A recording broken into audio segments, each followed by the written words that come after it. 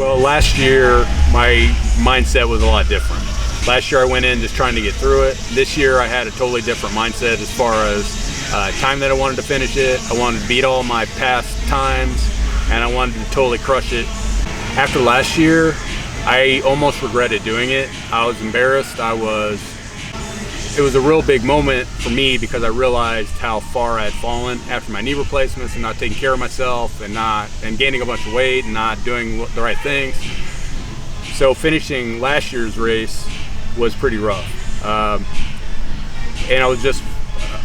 reality was thrown in my face for sure.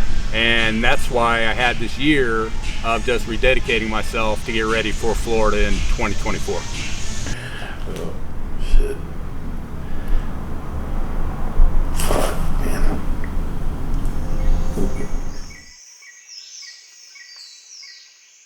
What's the water temperature like? 61 degrees, so nice and cold. How do you feel about that? 5 minutes until. Not much I can do to control that, so just going to roll with it. We'll get All right.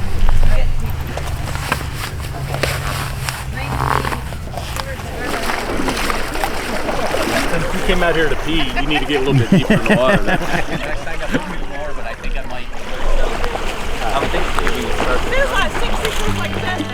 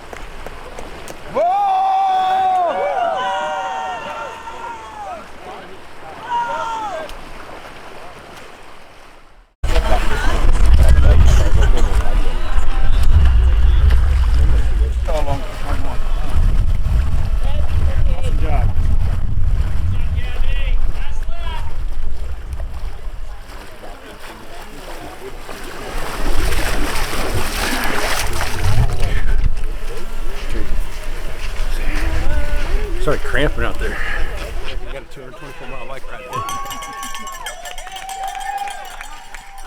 Now you get to warm up. My hair look good? Looks amazing. Gotta make sure. Any words of wisdom? The immortal words of one of my best friends: go fast, don't die. Hell That's yeah. about it. And don't be a pussy. Don't be a pussy.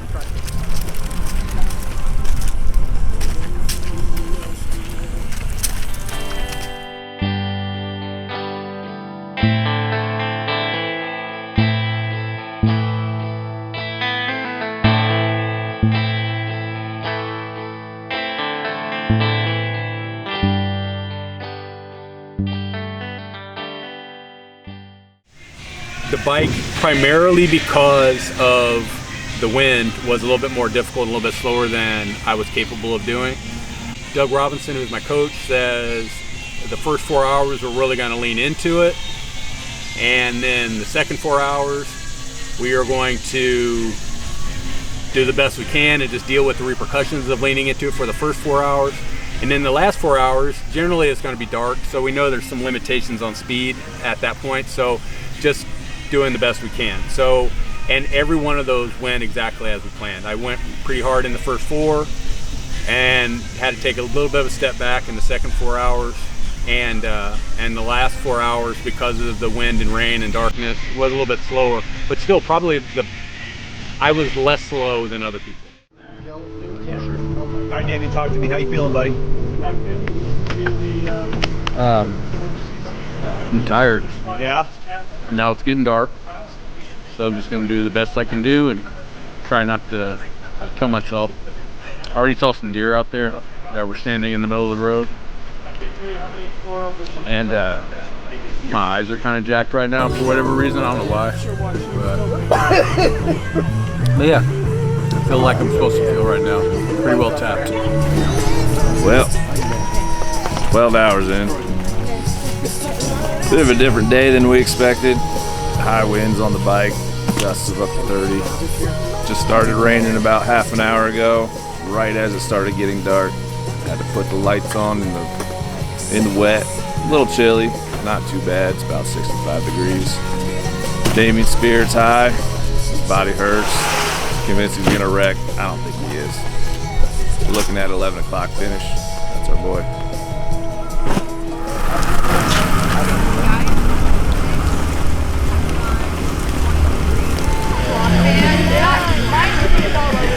Two more laps to go.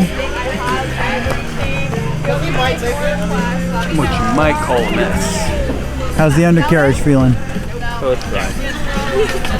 It's numb. Like normal. I was shot. When I finished, I had given everything I had, which was the goal.